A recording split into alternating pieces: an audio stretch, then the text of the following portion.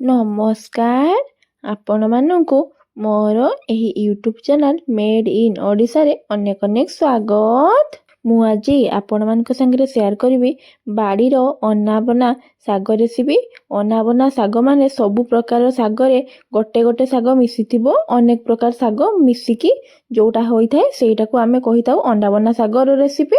ଏବେ ଦେଖନ୍ତୁ ମୁଁ ଏଇଠି 2ରୁ 3 ପ୍ରକାର ଶାଗ ନେଇଛି। ଏବେ ଦେଖିପାରୁଥିବେ ଏଇଟା ଗୋଟେ ପୁରୁଣି ଶାଗ, ଆଉ ଗୋଟେ ମାର୍ସ ଶାଗ, ଆଉ ଆପଣମାନେ ଏଇଟା ଦେଖିକି ଜାଣିପାରୁଥିବେ ହେଲା। ଏଇ ଶାଗ ଗୁଡ଼ିକ ମୁଁ ସବୁଗୁଡ଼ିକ ଶାଗ ନେଇଛି। ଆପଣମାନେ ଆପଣଙ୍କ ହିସାବରେ ବାଡ଼ିରେ ଯେତିକି ସବୁ ଶାଗ ଥିବ ନେଇପାରିବେ। ମୁଁ ଏଠି କୁନ୍ଦୁରି ପତ୍ର ବି ନେଇଛି।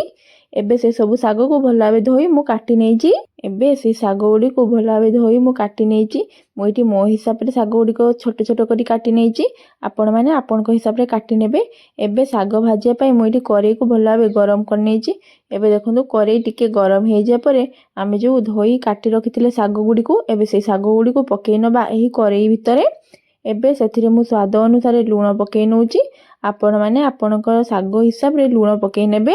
ବାଡ଼ିରୁ ଅନେକ ପ୍ରକାର ଗୋଟେ ଗୋଟେ ଶାଗ ନେଇ ସେଇଟାକୁ ଆମେ ଭାଜିଲେ ତାକୁ ଆମେ ଅନାବନା ଶାଗ ବୋଲି କହିଥାଉ। ଏବେ ସେ ଶାଗକୁ ମୁଁ ଭଲ ଭାବେ କାଟି ତାକୁ ସ୍ୱାଦ ଅନୁସାରେ ଲୁଣ ଦେଇ ତାକୁ କଭର ଦେଇ 2ରୁ 3 ମିନିଟ୍ ପର୍ଯ୍ୟନ୍ତ ସିଝିବା ପାଇଁ ଛାଡ଼ି ଦେଇଛି। ଏବେ ଦେଖନ୍ତୁ 2ରୁ 3 ମିନିଟ୍ ପରେ ମୁଁ ତାର କଭର କାଢ଼ି ନେଉଛି। ଆପଣମାନେ ବି ବେଶୀ ସିଝେଇବେନି, ଶାଗକୁ ଟିକେ ଦରସିଝା ଟାଇପ୍ର କରିନେବେ। ଏବେ ଦେଖନ୍ତୁ ମୁଁ ଶାଗକୁ ଭଲ ଭାବେ ସିଝେଇ ଦେଇଛି। ଏବେ ତାକୁ ମୁଁ ଏଇଭଳି ଏପଟ ସେପଟ କରି ଭଲ ଭାବେ ଲେଉଟେଇ ନେଉଛି, ଯାହାଫଳରେ କି ସବୁ ଶାଗ ଗୁଡ଼ିକ ଭଲ ଭାବେ ସିଝି ପାରିବ। ଏବେ ଦେଖନ୍ତୁ ଏହି ଶାଗ ଗୁଡ଼ିକୁ ଆମେ ଗୋଟେ ଜାଳି ସାହାଯ୍ୟରେ ଛାଙ୍କି ନେବା, ଯାହାଫଳରେ କି ଶାଗରୁ ପାଣି ଗୁଡ଼ିକ ସବୁ ନିଗିଡ଼ି ପାରିବ।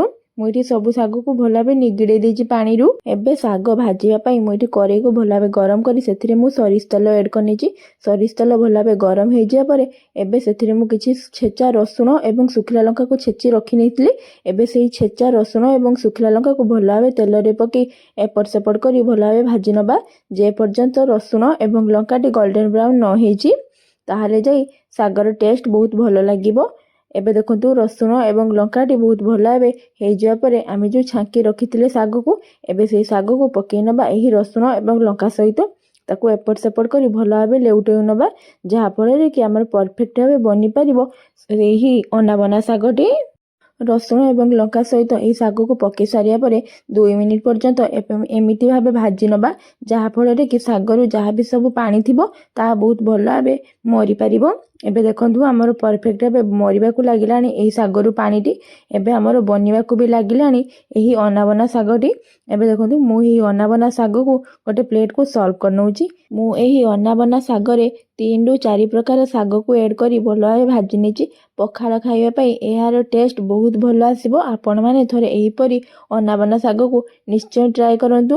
ବାଡ଼ିରେ ଯେକୌଣସି ଶାଗ ହେଉନା କାହିଁକି ତାକୁ ନେଇ ବହୁତ ଭଲ ଭାବେ ଏହିପରି ଭାବେ ଭାଜି ନେଲେ ତାହେଲେ ଯାଇକି ତାର ଟେଷ୍ଟ ବହୁତ ଭଲ ଆସିବ। ମାର୍ସ ଶାଗ, ଢେମଣା ମାର୍ସ, କଳମ ଶାଗ କି ଯେକୌଣସି ଆପଣମାନେ ନେଇପାରିବେ।